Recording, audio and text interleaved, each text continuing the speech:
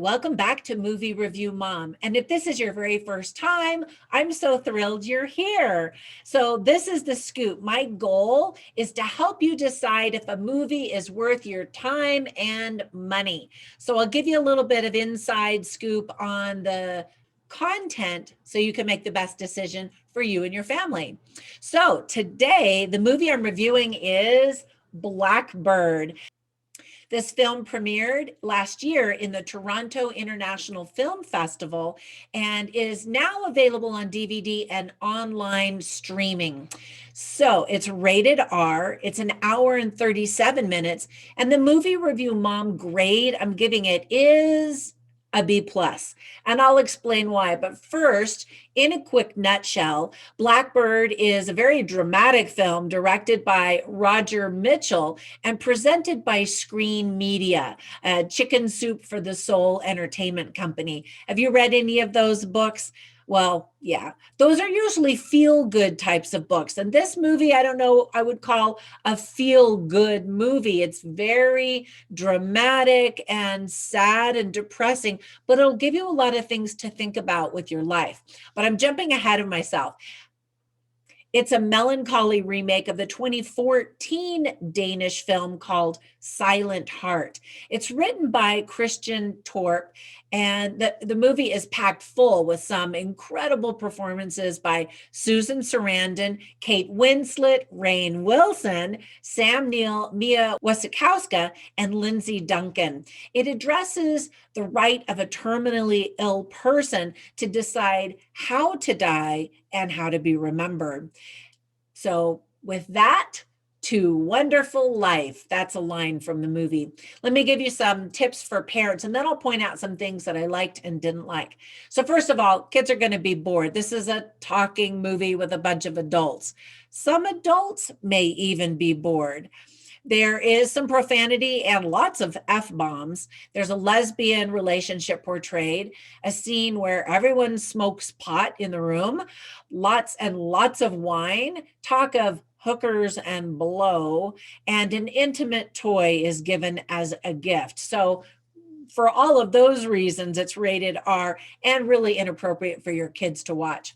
Some themes that are addressed and worth talking about are love, life and death, suicide, dying gracefully, family, friendship, terminal illness, saying goodbye, free will, being selfish, time, infidelity, fear, and the legality and morality of ending one's life because of illness.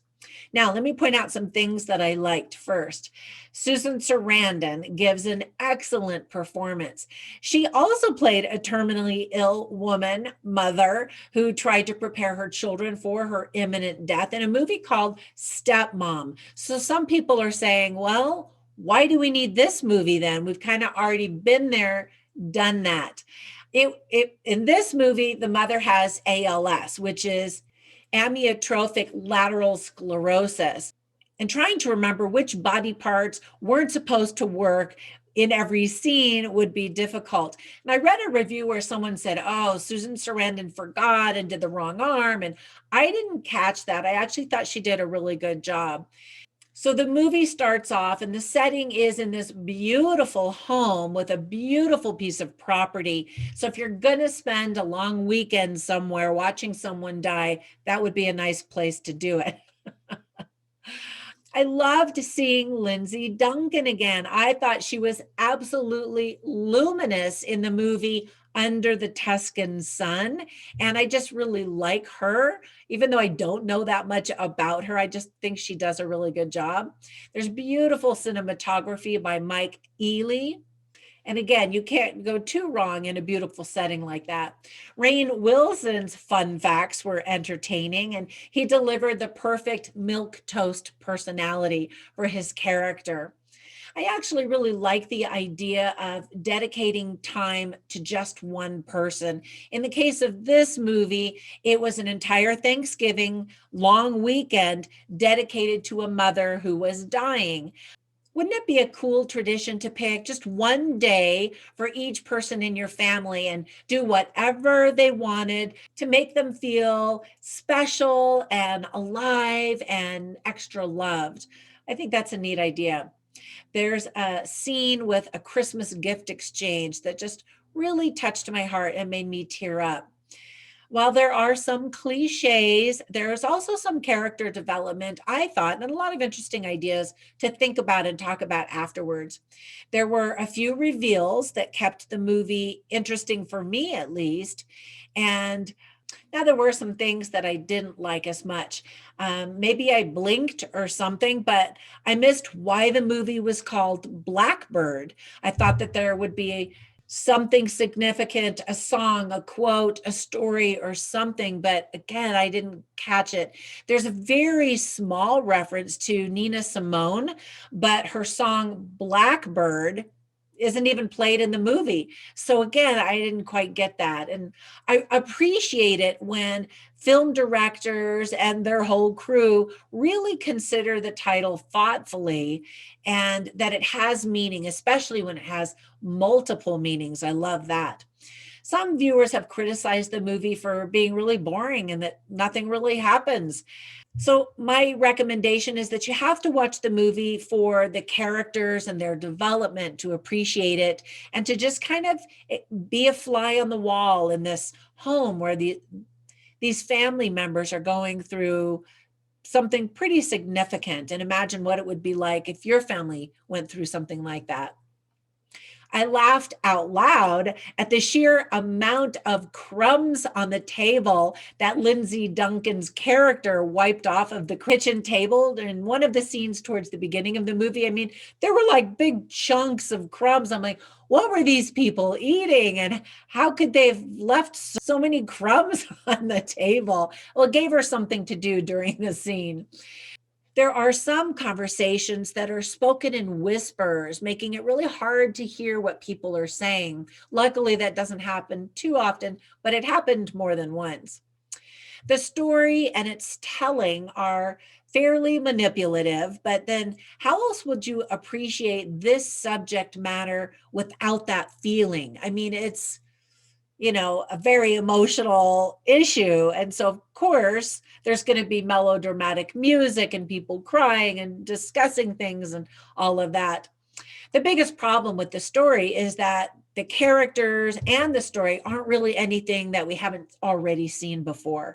Other than the really great performances, some viewers are just like, yeah, been there, done that.